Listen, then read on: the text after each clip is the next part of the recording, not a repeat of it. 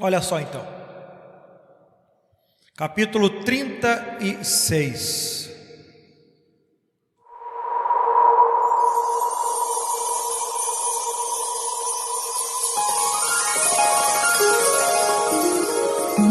Isaías, capítulo 36.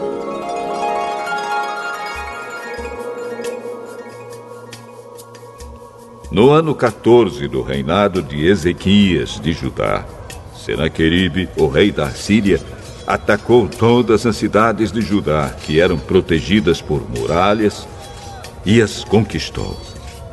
Depois ele mandou que o comandante do seu exército fosse de Laques a Jerusalém com uma enorme força militar para exigir que o rei Ezequias se entregasse. O comandante ocupou a estrada onde os tintureiros trabalham, perto do canal que traz água do açude de cima. 3 autoridades de Judá saíram para se encontrar com ele. O encarregado do palácio, Eliaquim, filho de Ilquias, o escrivão Sebna e o conselheiro do rei, Joá, filho de Asaf. O oficial assírio disse a eles: levem para Ezequias esta mensagem do grande rei, o rei da Síria. Em que você está baseando a sua confiança?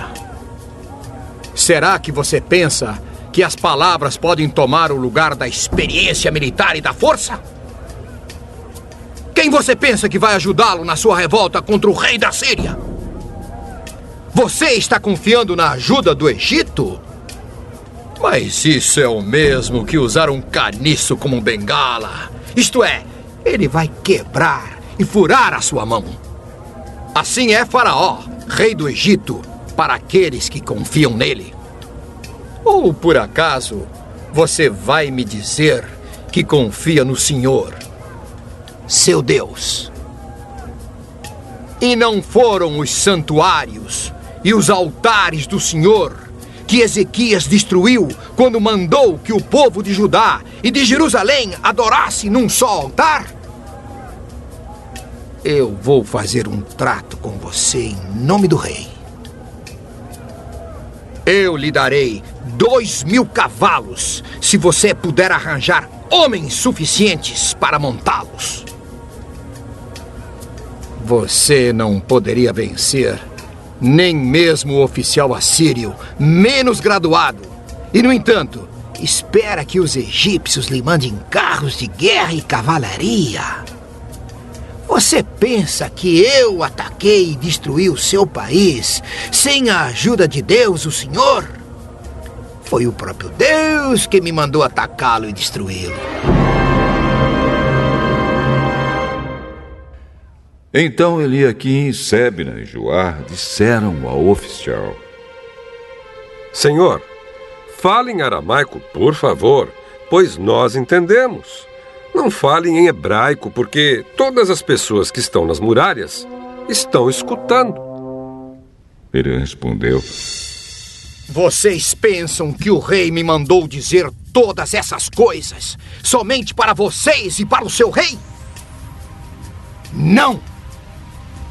Eu estou falando também com as pessoas que estão sentadas nas muralhas e que terão de comer as suas próprias fezes e beber a sua própria urina.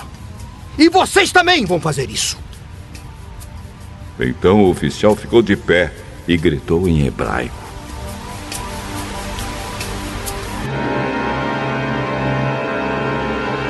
Escutem o que o grande rei, o rei da Síria, está dizendo a vocês. Ele mandou avisar que não deixem que Ezequias os engane, pois ele não poderá salvá-los. E não deixem que ele os convença a confiar no Senhor. Não pensem que Deus os salvará e não deixará que o nosso exército assírio conquiste a cidade de vocês. Não deem atenção a Ezequias. O rei manda que vocês saiam da cidade e se entreguem. Vocês terão licença para comer uvas das suas próprias parreiras e figos das suas figueiras e para beber água dos seus próprios poços.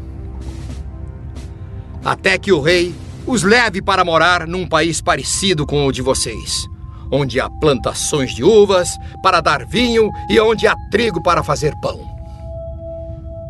Não deixem que Ezequias os engane, fazendo vocês pensarem que Deus vai salvá-los. Será que os deuses das outras nações as salvaram do rei da Síria? Onde estão agora os deuses de Amate e de Arpade? Onde estão os deuses de Sefarvaim? Será que eles salvaram Samaria do meu poder? Quando foi que os deuses de todos esses países o salvaram do nosso rei? O que é então que faz vocês pensarem que o Senhor pode salvar Jerusalém do poder dele?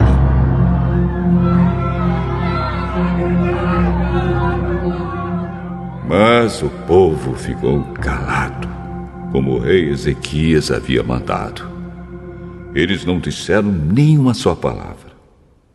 Então Eliaquim, Sebna e Joá rasgaram as suas roupas em sinal de tristeza e foram contar ao rei aquilo que o oficial assírio tinha dito.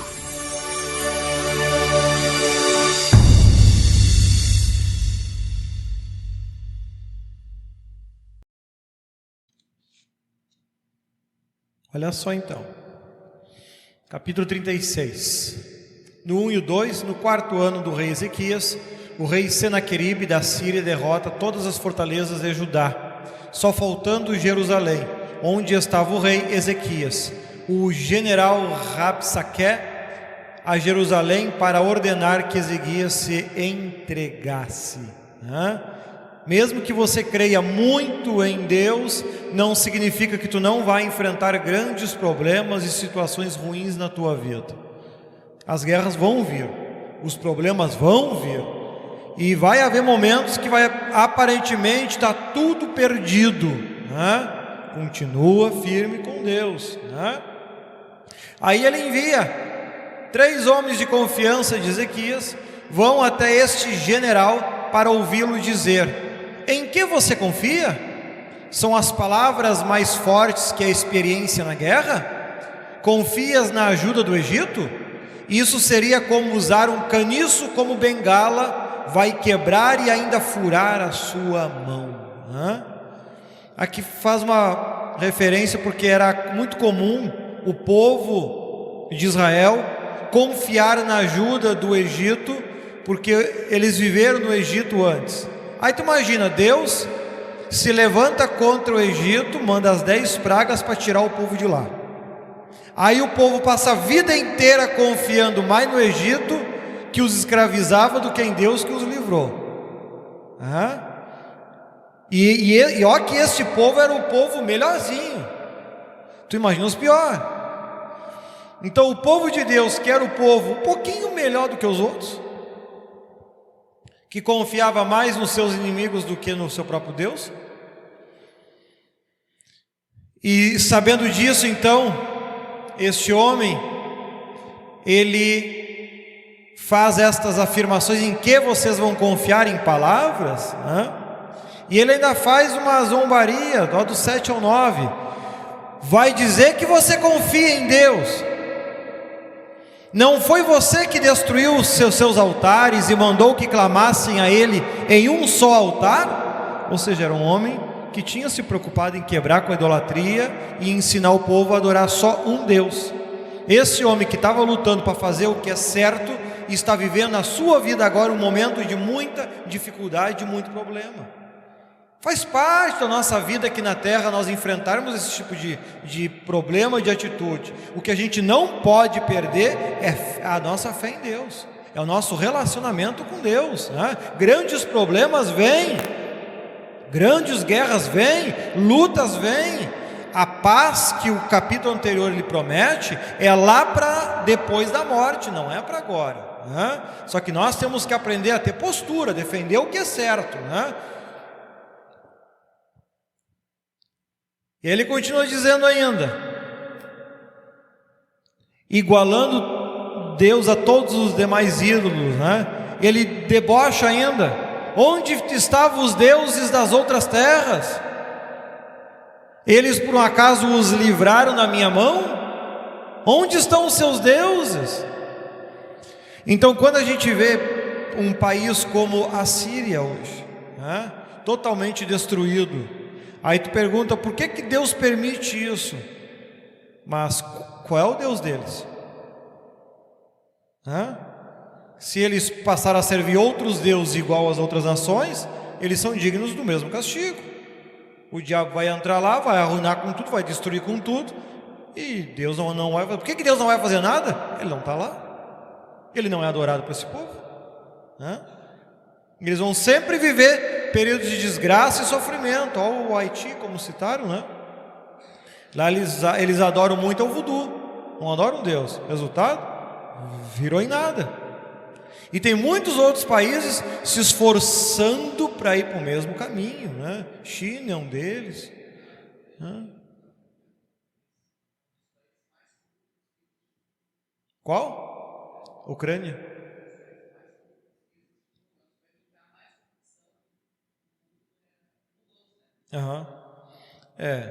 Então, a gente observa aqui aquilo que os textos aqui de milhares de anos atrás nos contam de como Deus agiu no passado, a gente enxerga a mesma coisa hoje. E muitos são os países que ainda vão ser literalmente arrancados do mapa. A sua riqueza, a sua beleza, os seus palácios de hoje vão virar deserto, porque eles não colocaram Deus na frente, têm colocado outros deuses, outras ideias, outros pensamentos, e a conta vai chegar. A sua terra está adoecendo, a sua terra está adoecendo, a sua terra está adoecendo, né? Quando chegar no limite que Deus pré-estabeleceu, aí acontece toda a desgraça, todo o sofrimento, conforme os textos assim pronunciam. E ele ainda faz um deboche com o rei ainda, né? Te dou 2.000 cavalos de guerra, se tu conseguir achar homens capazes para montar. Você não venceria nem os mais fracos dos meus homens. Quantos momentos a gente enfrenta na vida assim, onde as pessoas vêm contra nós tentando usar sentimentalismo para nos enfraquecer, Ama, tu não é crente, Quantas vezes você já não deve ter escutado isso, Eu digo, crente sim, palhaço não, Nós temos que aprender a ter atitudes. Então as pessoas vêm para cima e querem montar em nós. Não é por aí, Então nós temos que aprender com isso, Olha a pressão, olha a situação. Está ele só na volta de Jerusalém, que também era cercada por muralhas. Todas as demais guarnições foram destruídas, e o cara ainda debochando, dando risada, Vocês não ganhariam nem contra o mais fraco dos meus soldados, Olha a pressão psicológica que eles estão enfrentando, É nesse momento que a gente mostra se confia ou não em Deus, Olha lá o versículo 10. Tu achas que destruiu tua cidade sem a ajuda de Deus? Foi Ele mesmo que me mandou te atacar e te destruir. Ainda os homens de Deus ainda.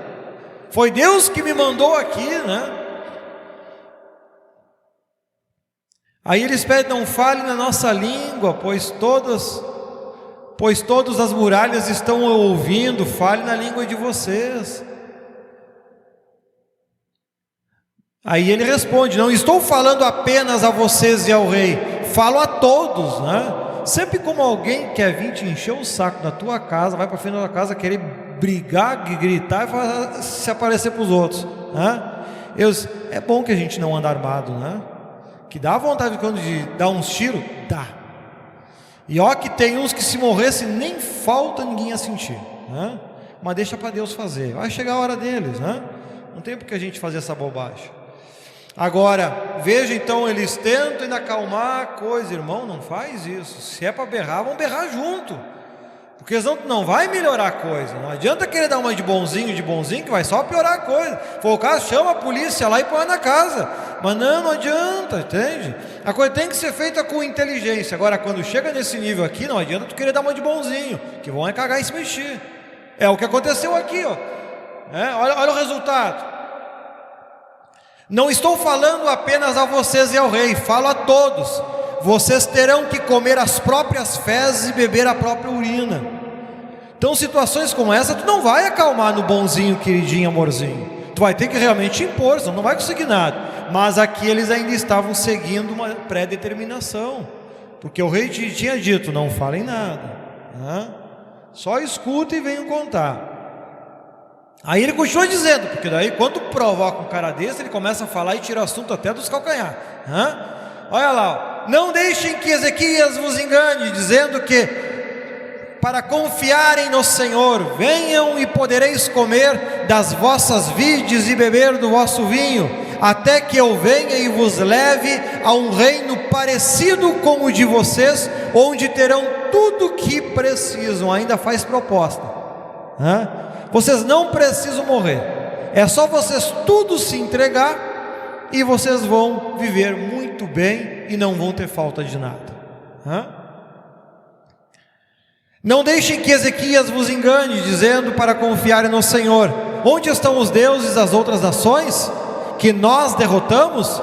Onde estão os deuses de Samaria, que é a capital do norte de Israel aqui? E já está contando um momento a história onde Israel já havia sido destruída, né?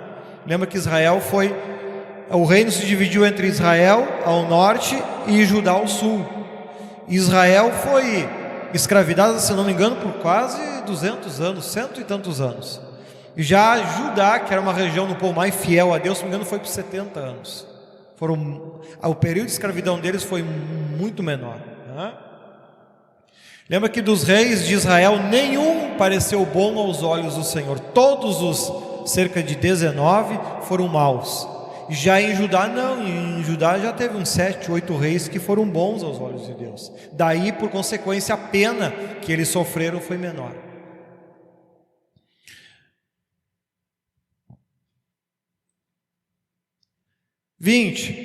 Qual destes é o vosso para vos livrar das minhas mãos?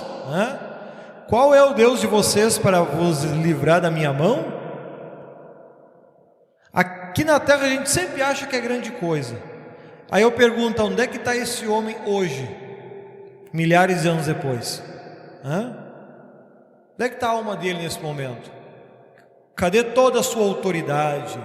Onde é que está o homem que botava medo nas nações? Cadê? Ó, se tu sair na rua e perguntar para qualquer um se ele conhece o Rabsaque, vão rir de ti. Ninguém sabe quem é. Tu conhece o Rabsaque? Ninguém conhece. Então o que adianta isso? Que adianta tu querer se achar que é o cara que faz, que acontece? Os anos vão se passar, o teu tempo também vai acabar. E aí o que adianta? Não adianta nada. O povo ficou calado, como Ezequias havia falado. Os 3 servos rasgaram suas roupas em sinal de tristeza e foram até o rei. É uns hábitos para nós hoje estranhos. Quando eu estou bravo, eu vou rasgar minha roupa. Tá, mas eu vou ter que comprar outra depois? Aí eu tenho o trabalho de me acalmar e de comprar outra roupa. Que culpa tem a roupa disso, né?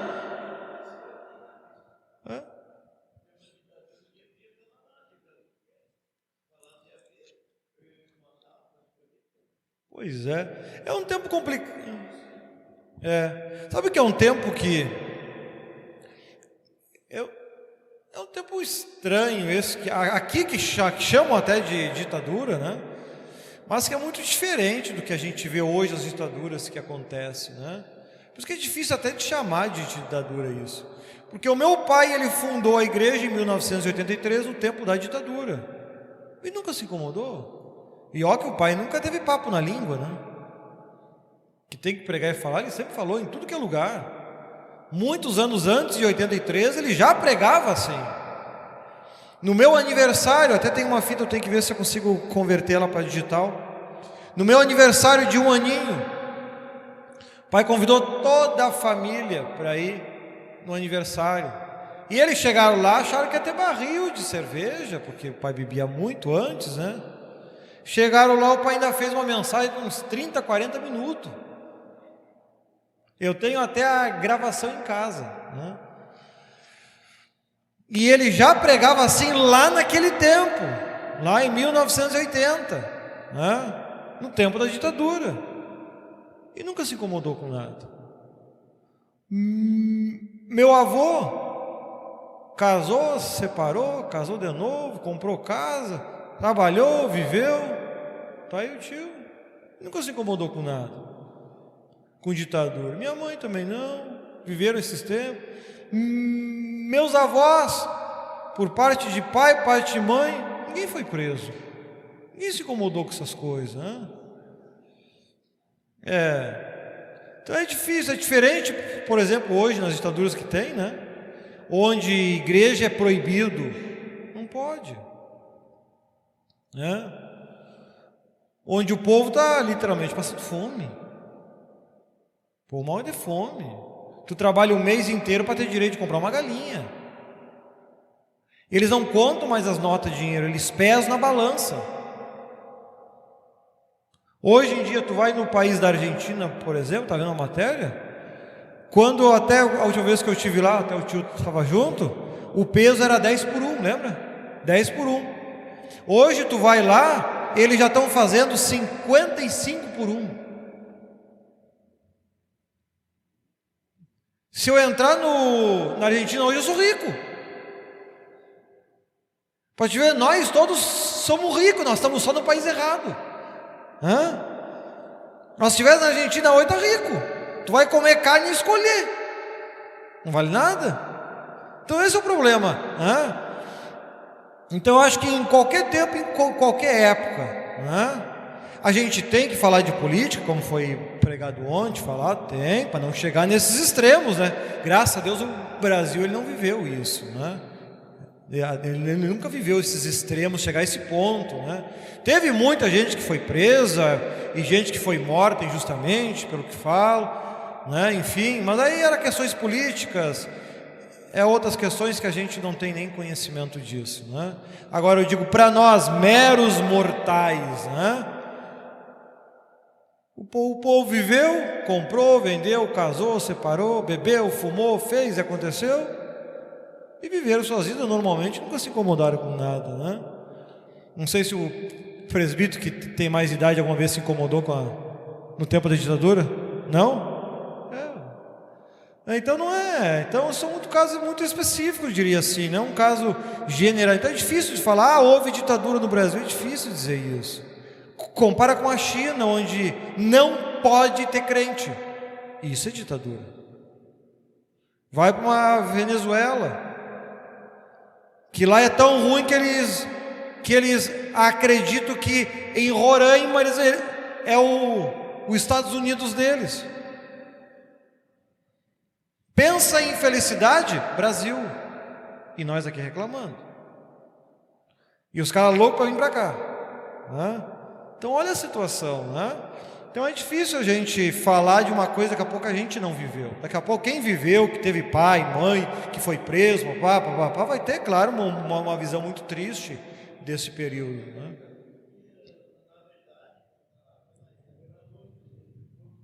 Foram para outros países, exato. Então eu diria assim que eu acho que no período que o Brasil viveu, a ditadura, eu acho que depende muito do quanto você se envolvia com essa questão política ou não, né? Porque grande parte do povo comprou, vendeu, viveu e nunca se incomodaram com nada, né? Falam aí de 3 mil pessoas sumidas, acho que é isso, parece. Mas, cara, 3 mil pessoas sumidas num país com 200 milhões, isso é uma pulga num cachorro. Isso é mínimo, entende? Claro que cada vida vale, claro, isso é indiscutível, né? Agora, por exemplo, eu tenho lembrança da minha infância neste período, onde eu não sabia o que era assalto, eu não sabia o que era roubo. Cara, se eu fosse te perguntasse qual tempo, se tu pudesse escolher viver agora na democracia ou na ditadura, ditadura com certeza. Lá em Guaporé a gente podia sair e deixar até a casa aberta se quisesse. Eu saía de manhã cedo, só encostava a porta para ir para a escola, não tinha cerca, não tinha grade, e nunca se incomodamos com nada. No tempo da ditadura. No tempo da democracia eu tenho que botar até arame enfarpado por cima dos muros, porque senão invade e quebra tudo. Tá lá na Guajuvira o exemplo, a gente só parou de se incomodar depois que botamos aquele arame ouriço por cima da cerca com ponta de grade. Isso é democracia? Sei lá. Na minha visão, que eu nunca me envolvi com essa questão de política direta, contra esquerda, direita, centro, seja o que for, né? Cara, eu tenho saudade daquele tempo. Eu acho esse tempo muito pior. Naquele tempo, a nossa casa, uma porta simples, nunca foi arrombada. No tempo da democracia aqui, a minha casa ali na Rio Pardo foi arrombada 2 vezes. Aqui na Lavras me roubaram mais uma. No tempo da democracia.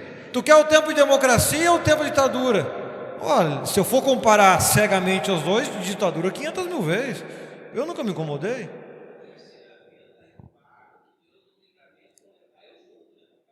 Ah, sim, pois é.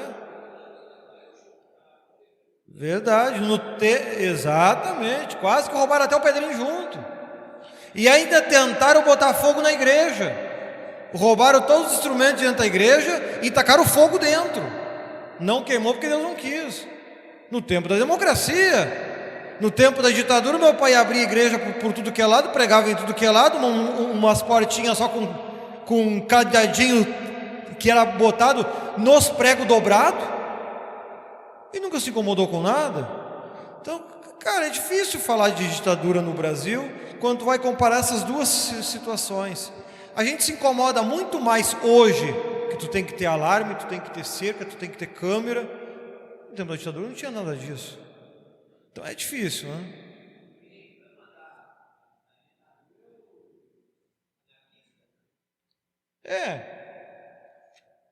Como eu disse, eu não digo que não houve excessos e absurdos, porque eu não vivi essa época, eu não tenho familiares que viveram esses momentos, né? Porque se há excessos hoje, não mataram um rapaz, coitado, não tinha culpa de nada, não deram uma paulada no guri e não mataram. Se agora com toda a lei, câmera e mídia e acontece esses absurdos, eu acredito que na ditadura aconteceu também, muita gente inocente morreu. Claro que sim, mas isso não é uma questão de ditadura ou democracia, é o ser humano que não vale nada mesmo. Aí é maldade da pessoa, e isso sempre existiu e sempre vai existir, independente de épocas ou de momentos, né? Muita gente inocente tem morrido, tanto por polícia quanto por bandido, mas o grande problema é as leis do nosso país, que é uma vergonha, né? Porque quando fala de política, eu tenho uma visão muito clara daquilo que eu quero para esse ano, né? Como eu digo, em quem eu voto, sempre uma semana antes da eleição, 2 semanas ali, eu sempre divulgo em quem eu voto e o porquê eu estou votando daquela forma, né? Para daqui a pouco, se alguém tem dúvida e tal, possa que quem sabe assim ter uma inspiração para isso. Porque se não houver um endurecimento das leis, a gente vai trocar, nós estamos trocando 6 por meia dúzia. Aí a gente saiu da mão dos militares e estamos caindo nas mãos dos bandidos. Hoje a gente vive outra ditadura. Só que quem está fazendo a ditadura não é a polícia, é o bandido. E olha que aqui no Sul é um paraíso. Vai ver São Paulo como é que está. Só uma das 2 semanas tinha 400 drogados. E era 3 mil, só que a polícia está dando em cima agora. Cara, tu imagina, é um The Walking Dead em São Paulo. Ou seja, nós estamos trocando uma ditadura por outra. Não está fazendo diferença nenhuma. É 6 por meia dúzia a situação. Só que o bandido não tem a mesma limite do que um policial tinha, mesmo na época da ditadura, né? Então, olha, quando a gente fala dessas coisas, é importante que a gente nunca seja muito cego em nenhum lado. Eu digo, eu não sou de esquerda, eu não sou de direita, eu não sou de centro, eu sou da Bíblia e de Deus. Eu defendo isso, né? Não adianta para mim, sou contra a ditadura. Tá, tu tira a ditadura, mas entra o bandido que faz ditadura, né? Que diferença faz? São Paulo e Rio está tomado, é uma desgraça. Enfim, né? Então nós temos que se apegar em Deus. A tendência não é de melhora, a tendência é justamente de piora. Essa é a tendência atual hoje. Olha para São Paulo e Rio, que eram há 30, 40, 50 anos atrás. A cidade maravilhosa, né? Cara, esses dias, agora semana passada, ou retrasado, um cara foi para um resort lá na Bahia, 27 anos, um empresário, foi atingido por uma bala perdida e morreu. Cara, eu vou sair aqui do mato para ir lá para o resort para morrer lá. Cara, e aí tu vai dizer que não existe ditadura? A diferença é que só inverteu. A ditadura no Brasil existe, só que quem está ditando, né, que a palavra é dita dura, regra dura, imposição rígida, né? Isso quer dizer a questão do dita dura, né? Acontece. São Paulo e Rio, em muitos lugares, para te entrar, tu tem que pedir com licença para o dono da boca, senão tu não entra. Esse tempo eu vi um engenheiro que estava com o GPS, e o GPS não estava ainda tão bom como é hoje. Até eu tinha uma vez um GPS que me levava para uns lugares errados, começou a loquear, um dia baixei meu ouvido, atirei para a janela aquela droga. Agora não me incomoda mais. E o coitado foi lá para São Paulo e entrou na favela por engano. Deram um tiro na cabeça do cara e mataram. Vai dizer que não tem ditadura. A ditadura no Brasil é real, não mudou. A diferença é que saiu da mão da polícia e foi para a mão do bandido. Só mudou de lado. Agora, se vão conseguir acabar também com essa ditadura, só o tempo vai dizer, né? A questão é que a ditadura não deixou de existir, ela só mudou de lado, né?